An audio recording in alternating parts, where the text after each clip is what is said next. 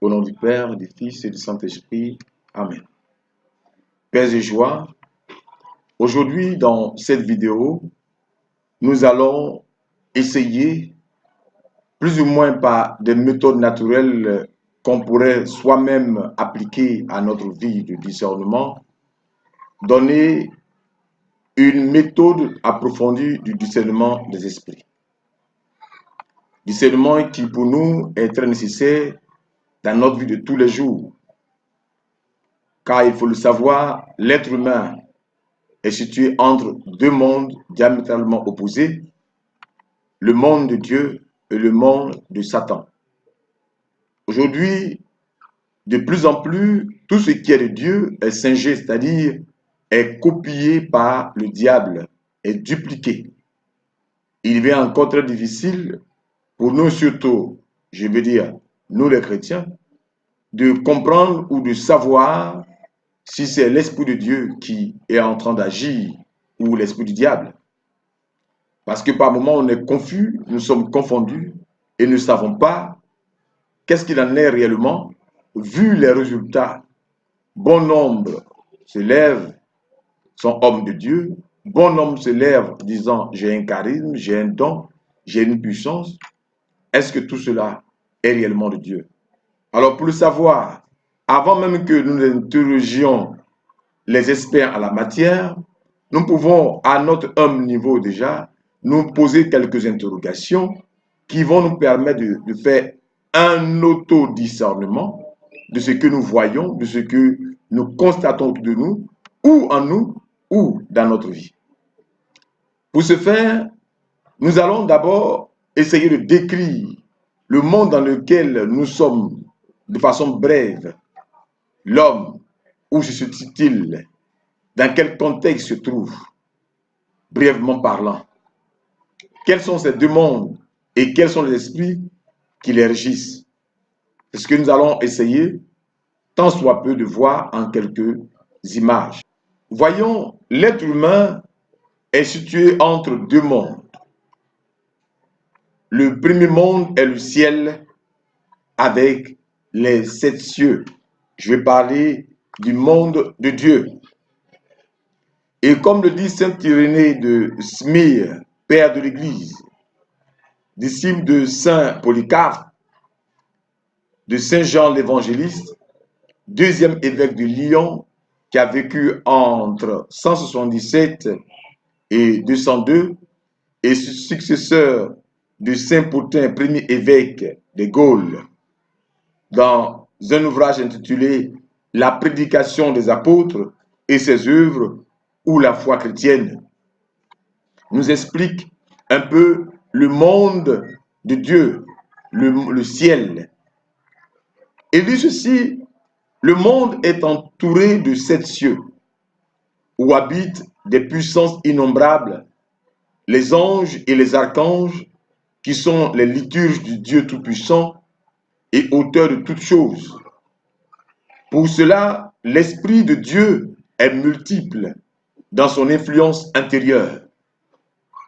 Le prophète Isaïe, en énumérant les sept dons, parle de cet esprit qui se reposera sur le Fils de Dieu, c'est-à-dire sur le Verbe au moment de son incarnation. Et en effet, l'Esprit de Dieu, dit-il, se reposera sur lui, esprit de sagesse et d'intelligence, esprit de conseil et de force, esprit de science et de piété. L'Esprit le remplira de crainte de Dieu. Isaïe 11, verset 2. À part le monde de Dieu, il y a que l'être humain a en dessous de sa vie le monde de la terre et ses abîmes.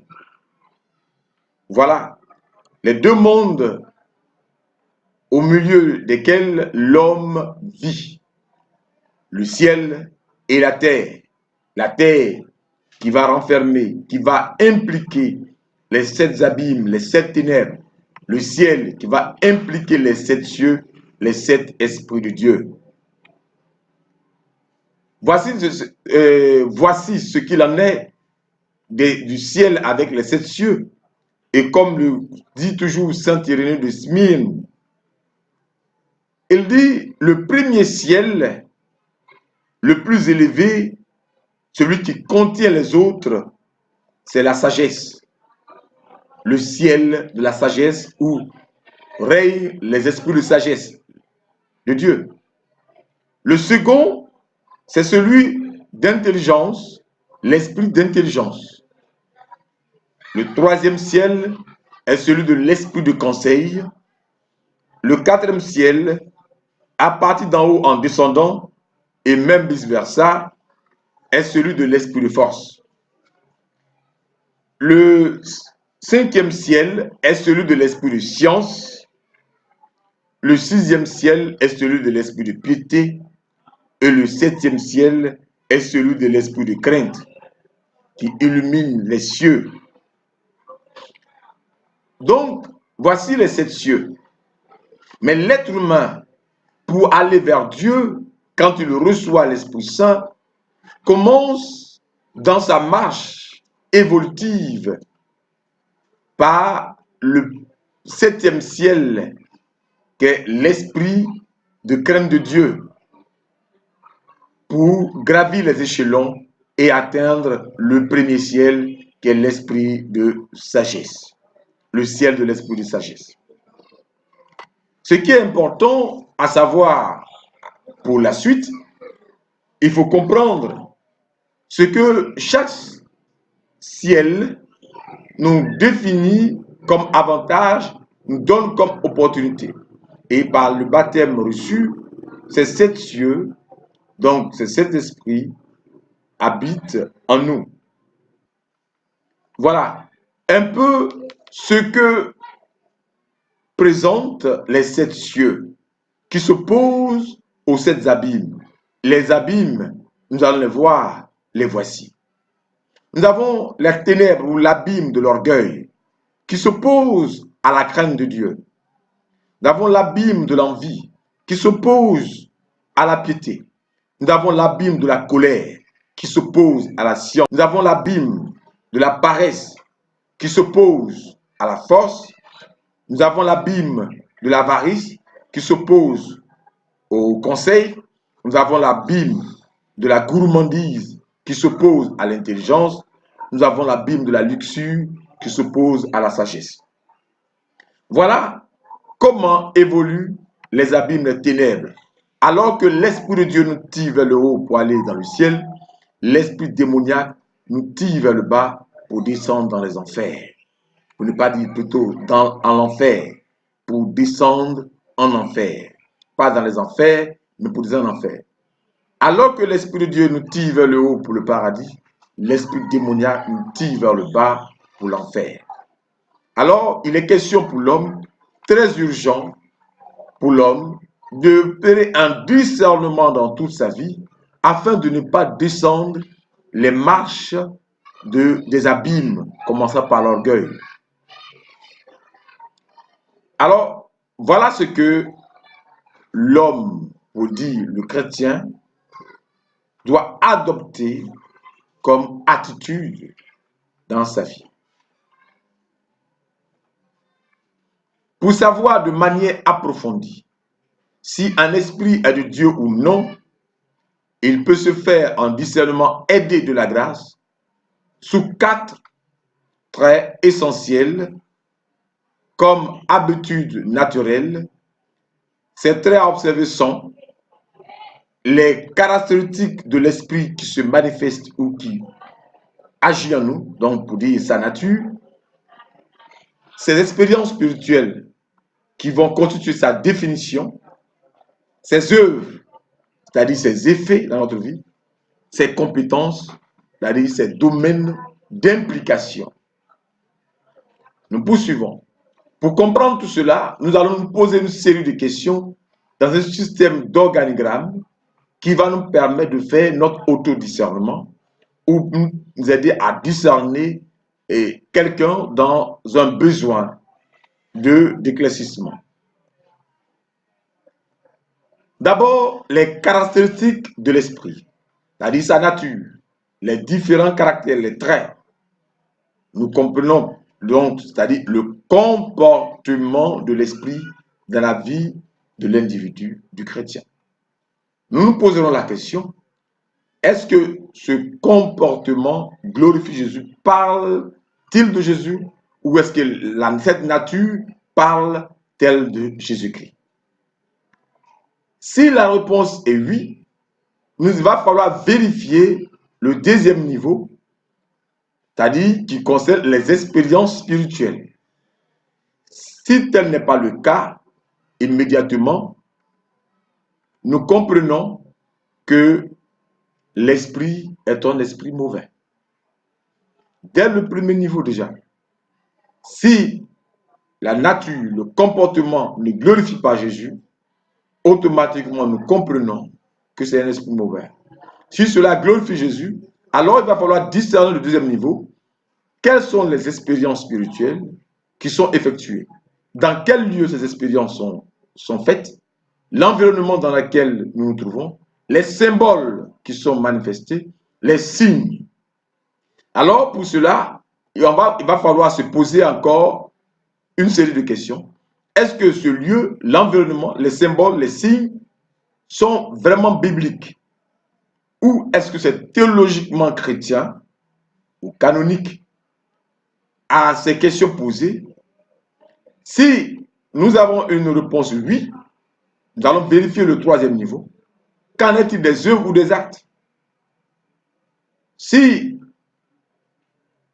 la réponse est non, alors automatiquement, quand bien même que au premier niveau, c'est-à-dire les caractéristiques parlent de Jésus, et qu'au deuxième niveau, nous voyons que ces caractéristiques et ces œuvres, ces expériences spirituelles ne sont pas bibliques, ne sont pas chrétiennes, ne sont pas canoniques, alors, discernement clair, cet esprit est un esprit mauvais. Si le oui est vérifié parlant des œuvres et des actes, c'est-à-dire le charisme, le don exercé au plan spirituel comme physique, nous allons encore nous poser les mêmes questions. Est-ce que ces œuvres, ces actes, ce charisme qui est exercé au plan spirituel comme physique, est-ce que tout cela est biblique? Est-ce que c'est théologiquement chrétien ou canonique? Est-ce que c'est accepté, épousé dans notre foi de chrétien?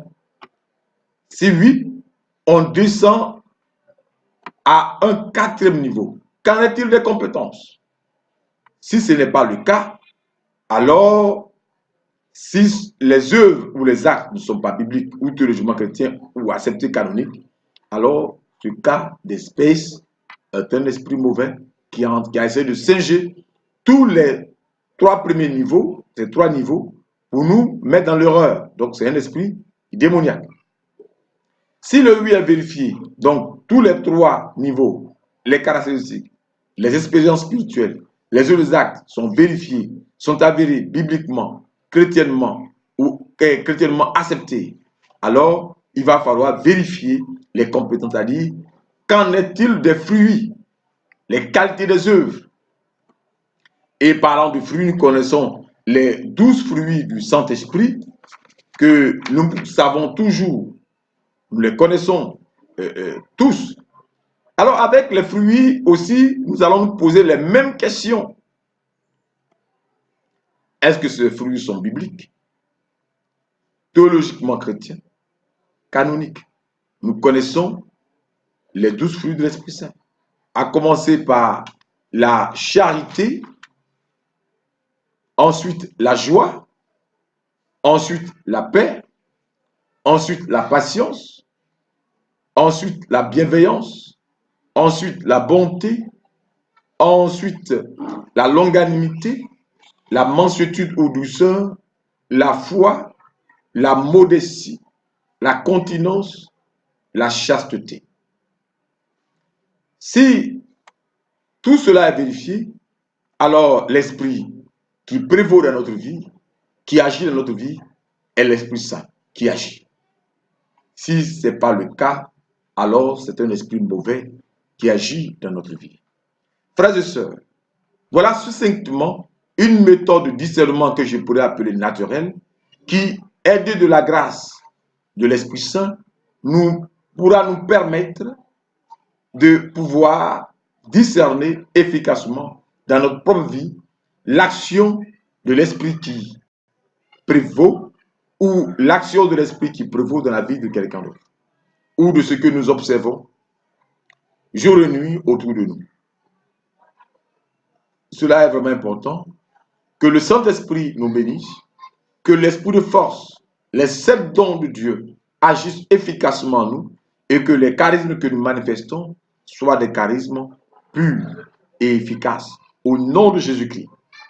Et que par la Vierge Marie, tout cela résiste en nous pour la gloire de Jésus-Christ. Amen.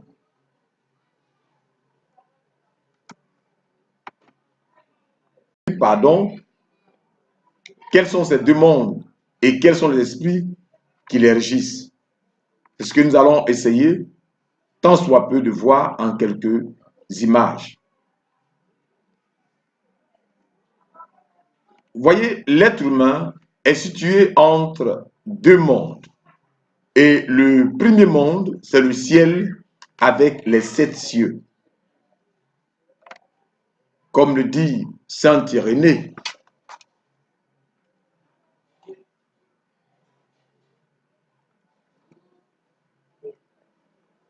voyons, l'être humain est situé entre deux mondes. Le premier monde est le ciel avec les 7 cieux. Je vais parler du monde de Dieu. Et comme le dit saint Irénée de Smyrne, père de l'Église, disciple de saint Polycarpe, de saint Jean l'Évangéliste, deuxième évêque de Lyon, qui a vécu entre 177 et 202, et successeur de saint Pothin, premier évêque de Gaulle, dans un ouvrage intitulé La prédication des apôtres et ses œuvres ou la foi chrétienne, nous explique un peu le monde de Dieu, le ciel. Il dit ceci: le monde est entouré de 7 cieux, où habitent des puissances innombrables, les anges et les archanges, qui sont les liturges du Dieu Tout-Puissant et auteur de toutes choses.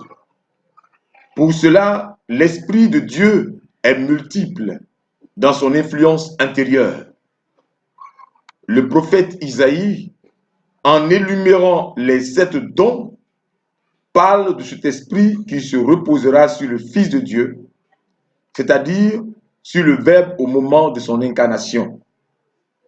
Et en effet, l'Esprit de Dieu, dit-il, se reposera sur lui, esprit de sagesse et d'intelligence, esprit de conseil et de force, esprit de science et de piété. L'Esprit le remplira de crainte de Dieu. Isaïe 11, verset 2. À part le monde de Dieu, il y a que l'être humain a en dessous de sa vie le monde de la terre et ses abîmes. Voilà, les deux mondes au milieu desquels l'homme vit. Le ciel et la terre. La terre qui va renfermer, qui va impliquer les 7 abîmes, les 7 ténèbres. Le ciel qui va impliquer les 7 cieux, les 7 esprits de Dieu. Voici ce qu'il en est du ciel avec les 7 cieux. Et comme le dit toujours saint Irénée de Smyrne, il dit: le premier ciel, le plus élevé, celui qui contient les autres, c'est la sagesse. Le ciel de la sagesse où règnent les esprits de sagesse de Dieu. Le second, c'est celui d'intelligence, l'esprit d'intelligence. Le troisième ciel est celui de l'esprit de conseil. Le quatrième ciel, à partir d'en haut en descendant, et même vice-versa, est celui de l'esprit de force. Le cinquième ciel est celui de l'esprit de science. Le sixième ciel est celui de l'esprit de piété.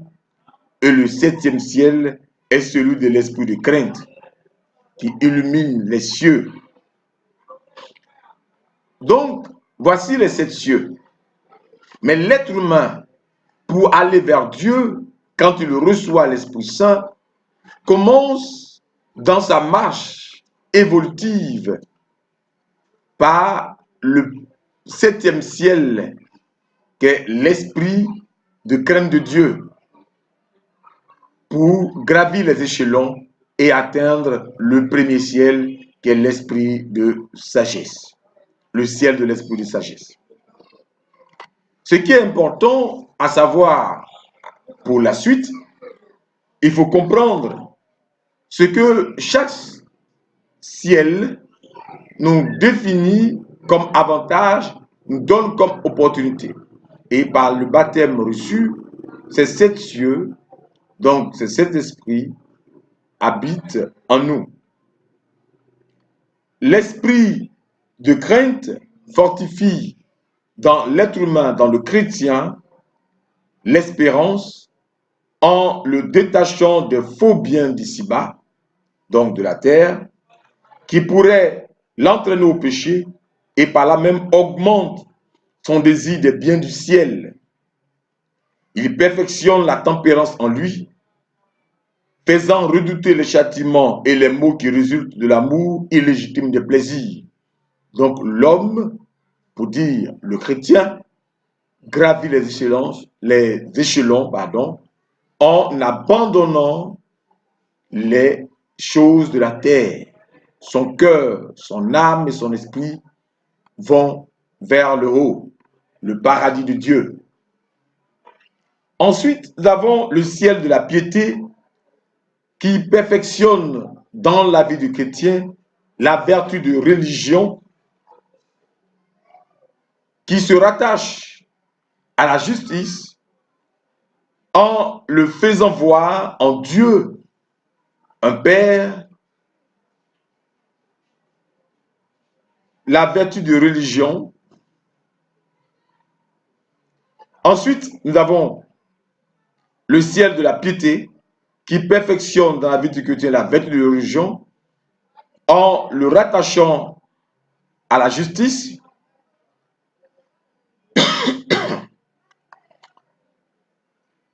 en lui faisant. Ensuite, nous avons le ciel de la piété qui perfectionne dans la vie du chrétien la vertu de religion en le rattachant à la justice et en le faisant voir.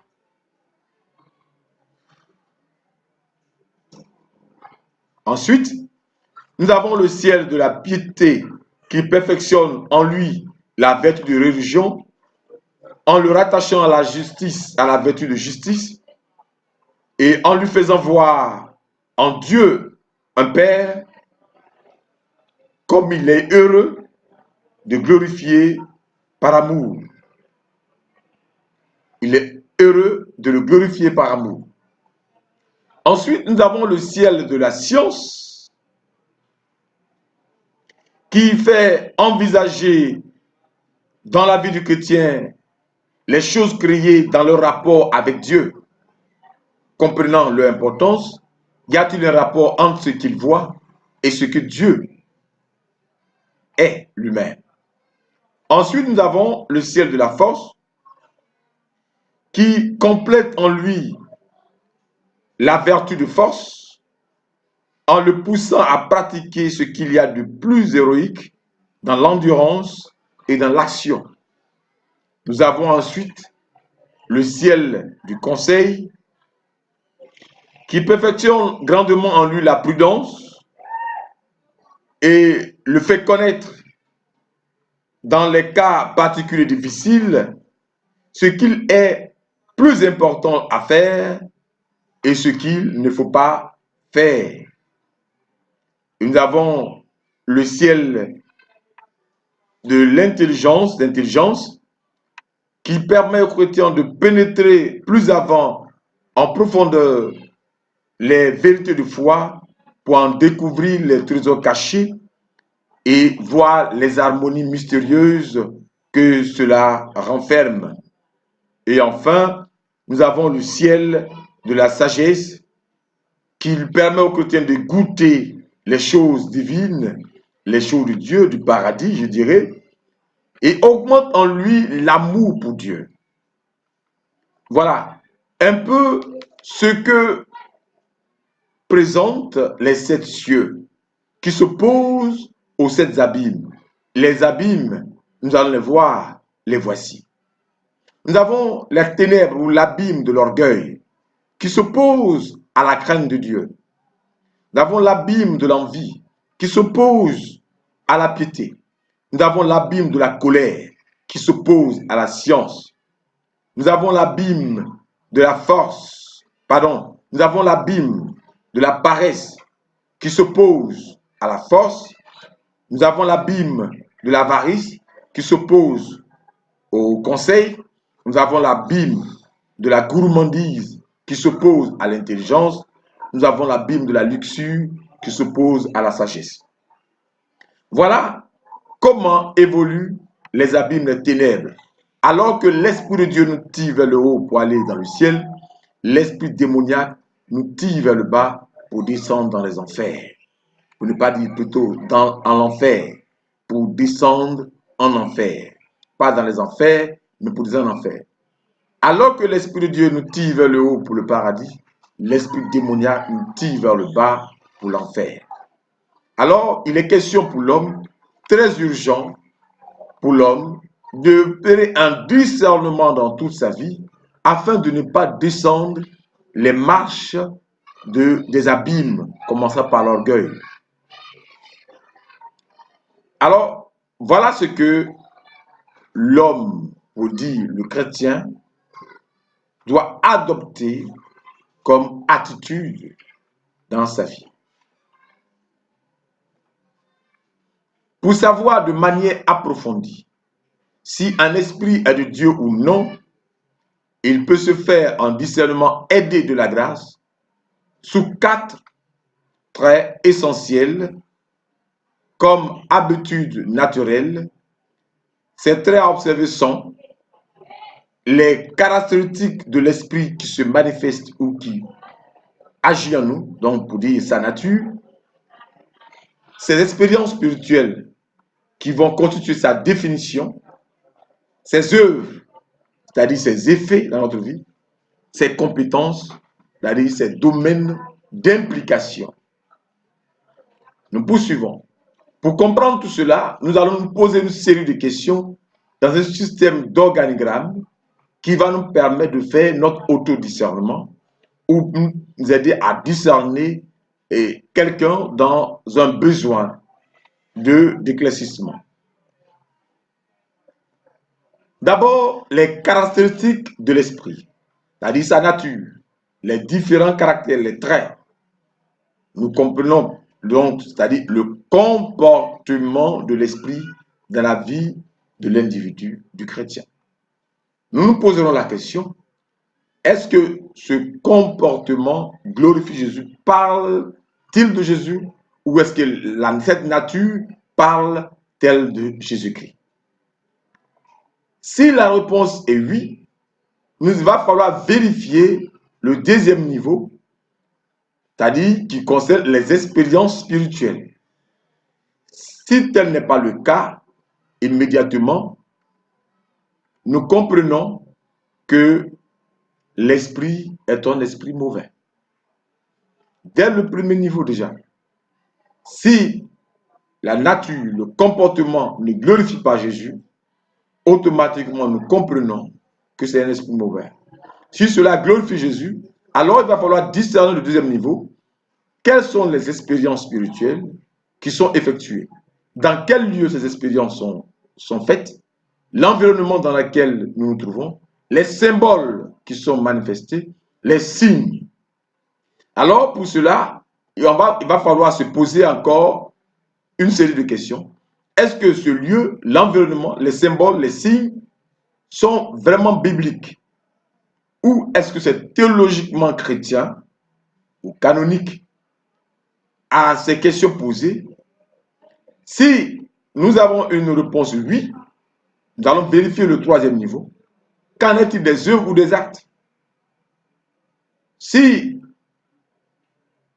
la réponse est non, alors automatiquement, quand bien même que au premier niveau, c'est-à-dire les caractéristiques parlent de Jésus, et qu'au deuxième niveau, nous voyons que ces caractéristiques et ces œuvres, ces expériences spirituelles ne sont pas bibliques, ne sont pas chrétiennes, ne sont pas canoniques, alors discernement clair, cet esprit est un esprit mauvais. Si le oui est vérifié parlant des œuvres et des actes, c'est-à-dire le charisme, le don exercé au plan spirituel comme physique, nous allons encore nous poser les mêmes questions. Est-ce que ces œuvres, ces actes, ce charisme qui est exercé au plan spirituel comme physique, est-ce que tout cela est biblique? Est-ce que c'est théologiquement chrétien ou canonique? Est-ce que c'est accepté, épousé dans notre foi de chrétien? Si oui, on descend à un quatrième niveau. Qu'en est-il des compétences? Si ce n'est pas le cas, alors si les œuvres ou les actes ne sont pas bibliques ou théologiquement chrétiens ou acceptés canoniques, alors ce cas d'espèce est un esprit mauvais qui a essayé de singer tous les trois premiers niveaux, ces trois niveaux, pour nous mettre dans l'erreur. Donc c'est un esprit démoniaque. Si le oui est vérifié, donc tous les trois niveaux, les caractéristiques, les expériences spirituelles, les autres actes sont vérifiés, sont avérés bibliquement, chrétiennement ou chrétiennement acceptés, alors il va falloir vérifier les compétences, c'est-à-dire qu'en est-il des fruits, les qualités des œuvres. Et parlant de fruits, nous connaissons les 12 fruits du Saint-Esprit que nous savons toujours, nous les connaissons tous. Alors avec les fruits aussi, nous allons nous poser les mêmes questions. Est-ce que ces fruits sont bibliques, théologiquement chrétiens, canoniques? Nous connaissons les 12 fruits de l'Esprit Saint. À commencer par la charité, ensuite la joie, ensuite la paix, ensuite la patience, ensuite la bienveillance, ensuite la bonté, ensuite la longanimité, la mansuétude ou douceur, la foi, la modestie, la continence, la chasteté. Si tout cela est vérifié, alors l'esprit qui prévaut dans notre vie, qui agit dans notre vie, est l'Esprit Saint qui agit. Si ce n'est pas le cas, alors c'est un esprit mauvais qui agit dans notre vie. Frères et sœurs, voilà succinctement une méthode de discernement que je pourrais appeler naturelle, qui, aidée de la grâce de l'Esprit Saint, pourra nous permettre de pouvoir discerner efficacement dans notre propre vie l'action de l'Esprit qui prévaut ou l'action de l'Esprit qui prévaut dans la vie de quelqu'un d'autre ou de ce que nous observons jour et nuit autour de nous. Cela est vraiment important. Que le Saint-Esprit nous bénisse, que l'esprit de force, les 7 dons de Dieu agissent efficacement en nous et que les charismes que nous manifestons soient des charismes purs et efficaces au nom de Jésus-Christ. Et que par la Vierge Marie, tout cela résiste en nous pour la gloire de Jésus-Christ. Amen.